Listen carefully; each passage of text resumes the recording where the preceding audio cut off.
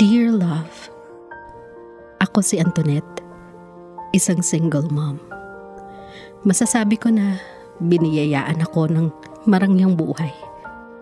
Pero gaya nga ng sabi nila, hindi lahat ibinibigay ng Diyos. Nakakaangat man ako sa buhay, hindi naman maganda ang kapalaran ko sa pag-ibig. Hindi man pinalad sa tatay ng anak ko, alam kong kaya ko siyang buhayin hanggang sa makatapos siya ng pag-aaral.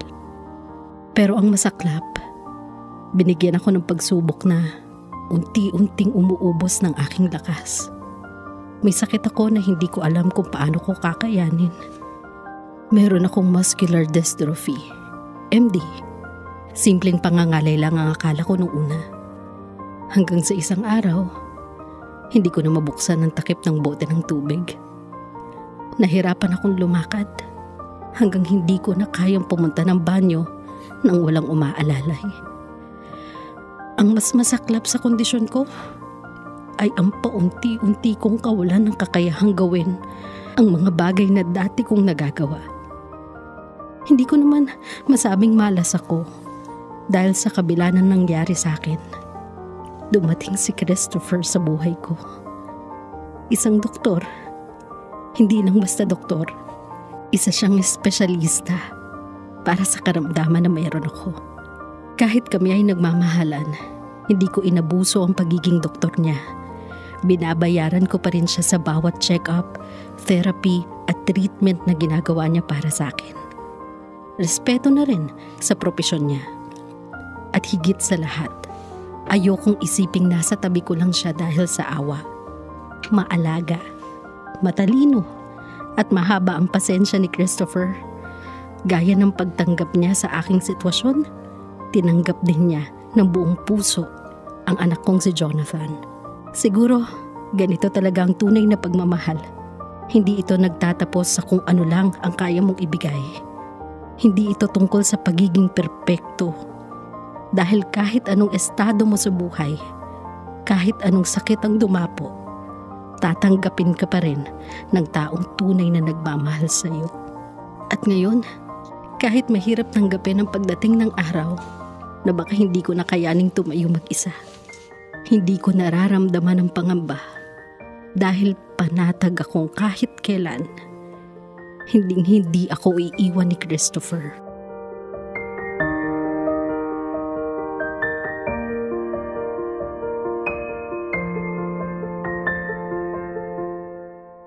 Grabe, love. Ang saya-saya mo dito. Malaman ka pa dati. Sa Taiwan ba yan? Parang kailan lang. Oo. Tapos naalala mo ba? Halos araw-araw, xiaolongbao ang kinakain mo. Sabi mo pa, kaya mong ubusin yung lahat ng nasa steamer mag-isa. Tapos, fourth day pa lang. Ayoko na. Oo, naghanap ka ng ramen. Nakakamiss lumabas. Yung nakakapunta tayo, love, kahit saan. Hayaan mo, love. Kapag lumakas-lakas ka na, mag-Japan tayo. We'll see. We'll see, love. Pero for now, kailangan mo muna ng mahaba-habang pagpapahinga. Thank you. Thank you, love, for being here.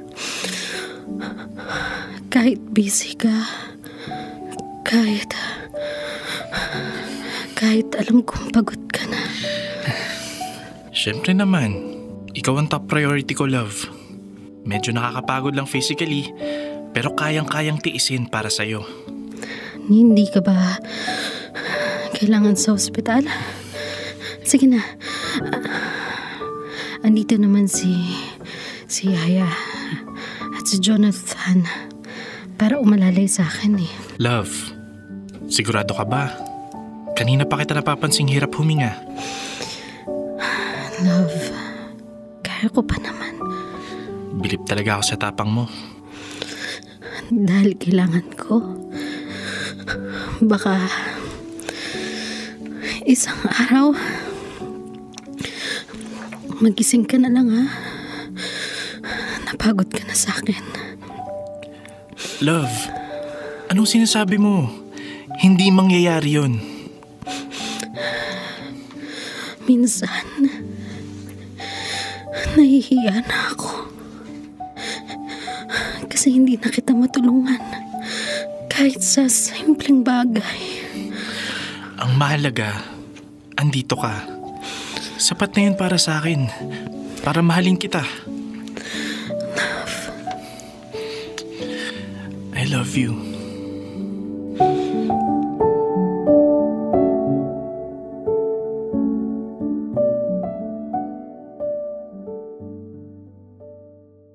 Yaya?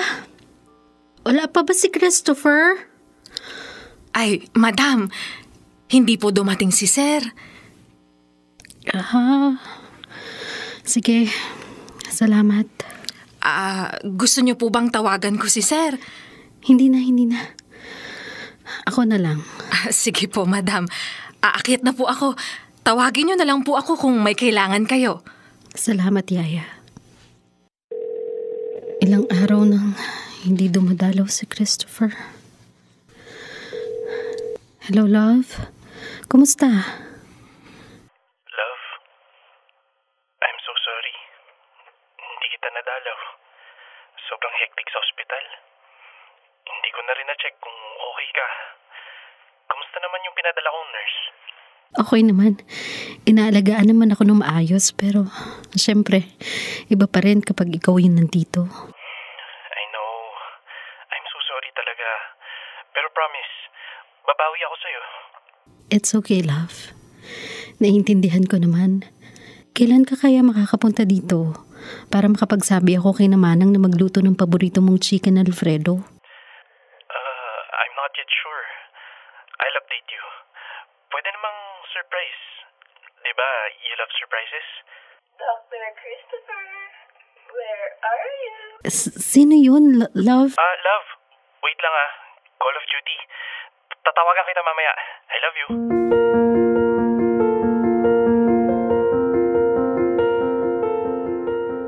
Dear love, habang lumilipas ang araw, kasabay ng panghihina ng aking katawan, ay ang unti-unting paglayo ni Christopher. Kung dati, siya mismo ang nag-aalaga at nagbabantay sa akin, ngayon ay ibang tao na ang pumapalit sa kanyang pwesto. Mga nurse at kapwa niya doktor. Hindi ko na siya madalas nakikita. At kung mag-uusap man kami sa telepono, parang palaging saglit lang. Lagi na lang siyang nagmamadali. Sa kabila ng pagbabago, pinipili kong maniwala na hindi niya ako iiwan. Baka nga, sa pagkakataong ito, ako naman ang kailangang magbigay ng pangunawa.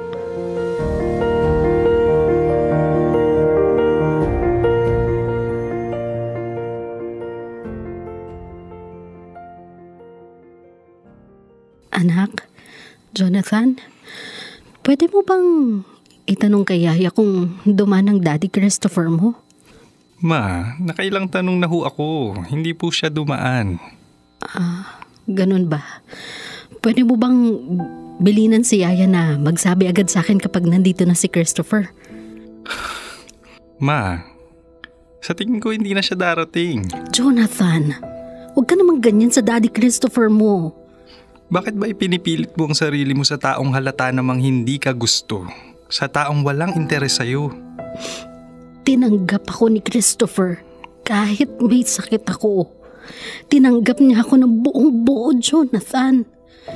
Hindi siya nagdalawang isip na samahan ako kahit ganito ang itsura ko ngayon. Inalagaan niya ako. Ipiniramdam niya sa akin na karapat dapat pa din akong mahalin. Minahal ka niya, siguro dahil napapakinabangan ka niya. Pero kung talagang tanggap ka niya, nasan siya ngayon? Tama na, Ma. Dahil nandito naman ako para sa'yo. Mahal kita kaya kita inaalagaan. Sana sapat na ako para sa'yo, Ma. Anak, tama na. Pagod na ako. Saka na lang ulit tayo mag-usap. Kayo pong bahala. Pero sana pag-isipan niyo ang sinabi ko. Sana dumating agad ang araw na mahanap niyo ang kasagutan sa lahat ng katanungan na bumabagabag sa inyo.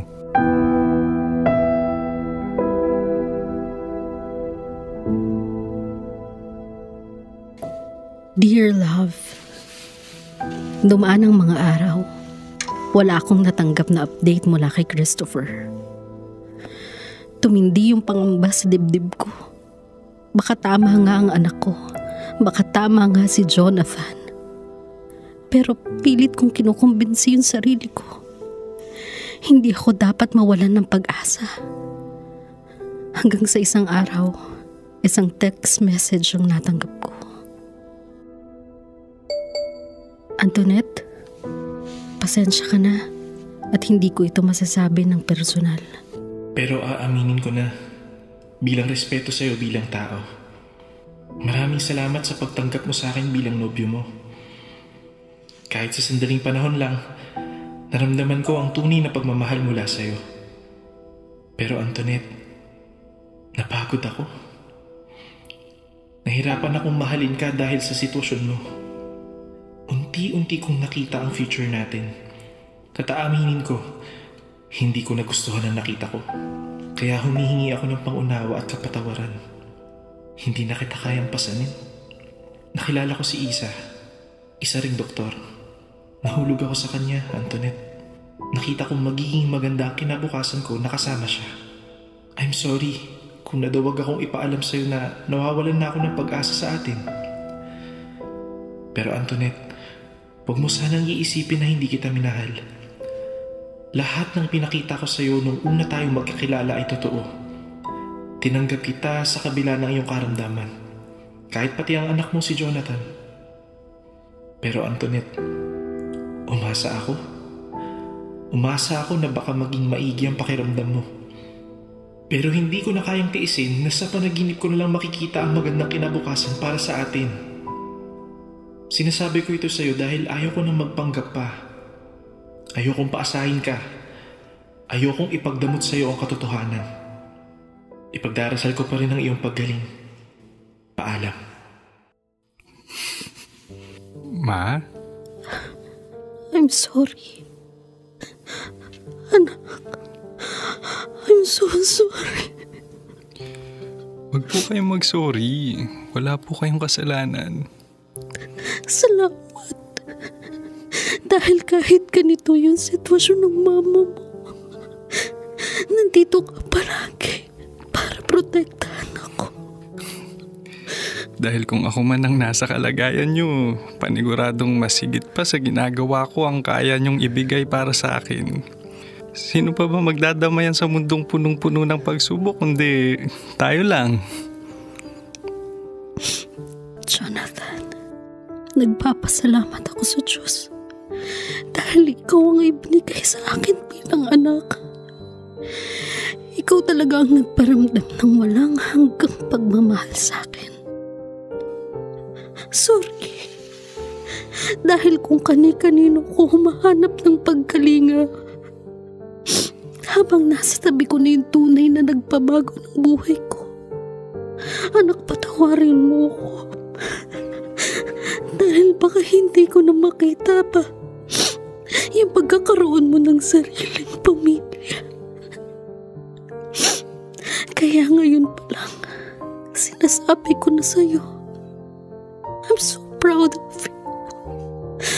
Proud ako kapag naging padre de pamilya ka na.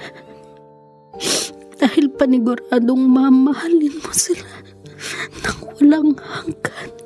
Matatagalan pa po bago ako makahanap ng magiging kapareha sa buhay. Mas gusto ko po ngayon na siguraduhing maayos kayo at namnamin ang bawat araw na magkasama tayo. Mahal kita, Mama. At walang hanggang pagmamahal din ang alay ko sa iyo, anak.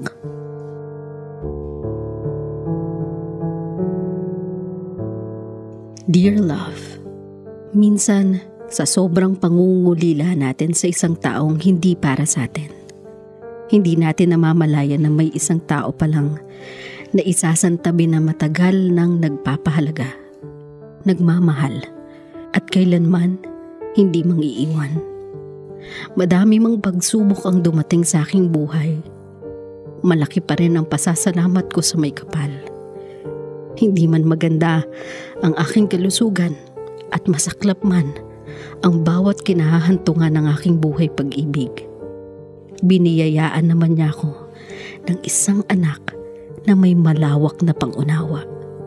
Napagtanto ko na ang anak kong si Jonathan lang ang bubuo sa aking pagkatao. Ang nag-iisang lalaking mamahalin at tanggap ako ng buong buo.